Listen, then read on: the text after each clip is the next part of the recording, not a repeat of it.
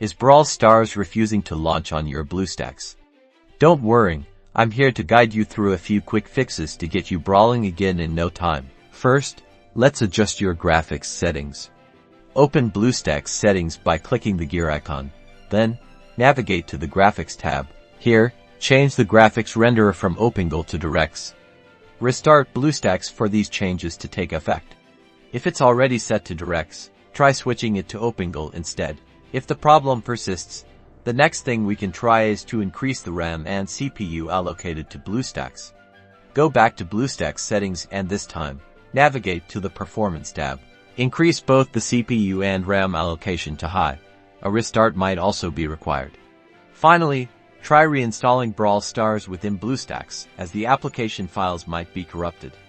A fresh install often resolves compatibility issues. And that's it. One of these solutions should get Brawl Stars up and running on Bluestacks again. Now you can go back to winning those matches. If you found this helpful, please leave a like and subscribe.